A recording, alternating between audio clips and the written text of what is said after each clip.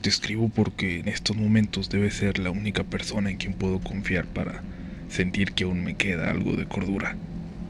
Tú mejor que nadie sabes que desde muy chico he sido completamente ateo y que nunca di importancia alguna a esas historias de espantos que tanto le gustaban a nuestra familia.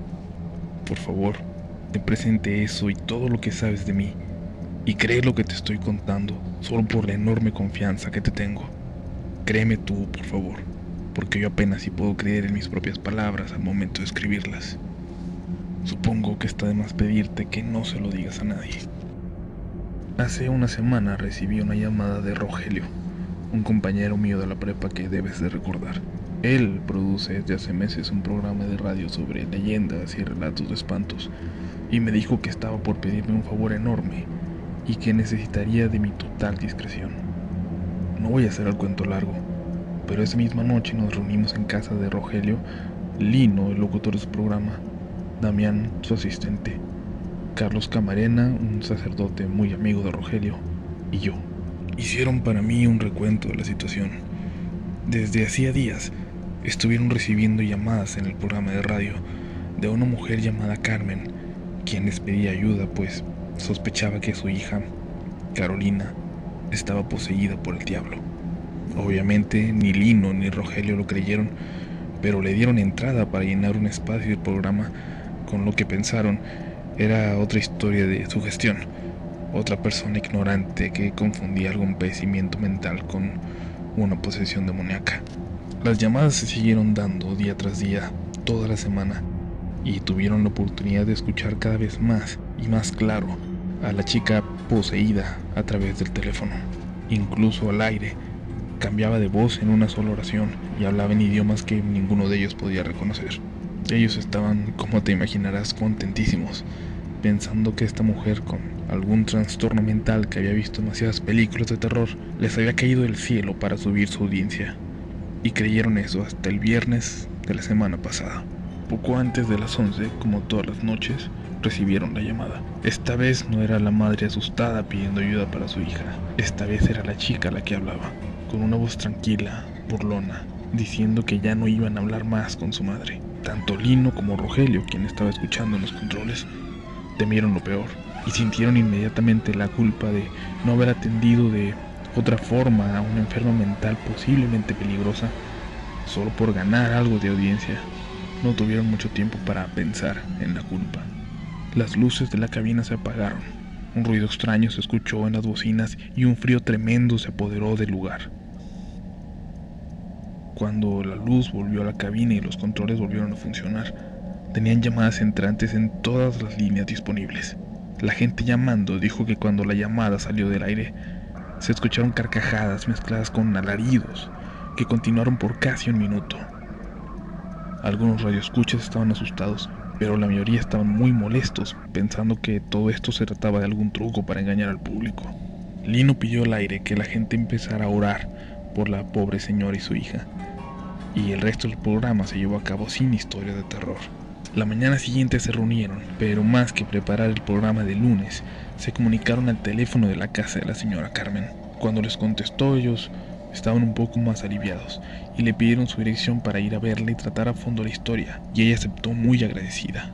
Cuando llegaron a la casa en Rosarito un rato después y le explicaron lo preocupados que estaban luego de la llamada de la noche anterior, doña Carmen se echó a llorar. Ella solo había hecho la primera llamada, casi 2 semanas antes. Un grito interrumpió la explicación. Venía desde el cuarto de la muchacha. Rogelio y Lino intentaron describirme lo que fue el entrar a aquella habitación.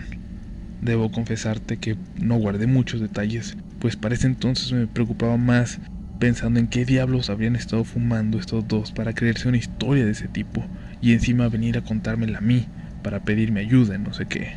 Probablemente tú estés pensando algo parecido, pero créeme, esto apenas es el principio, y tendrás que confiar en mí y creerme.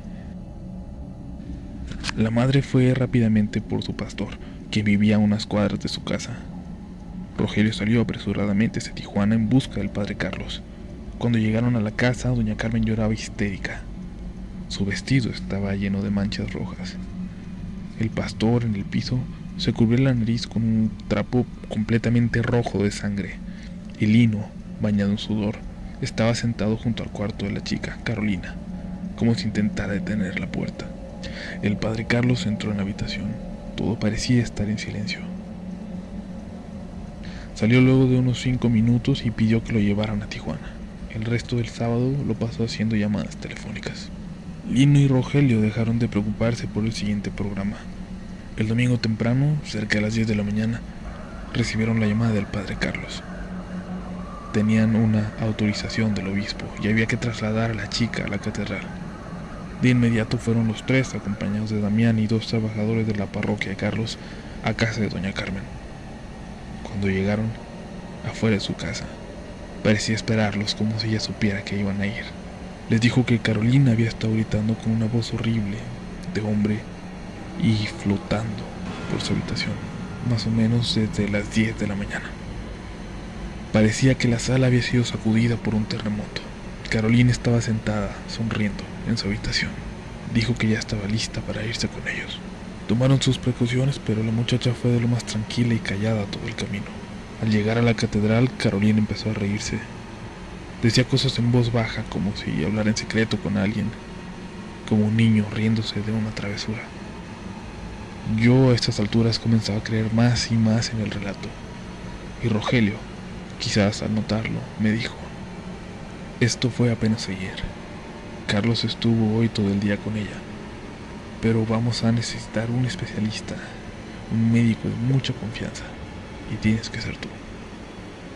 Tontamente acepté y luego dije una estupidez aún más grande.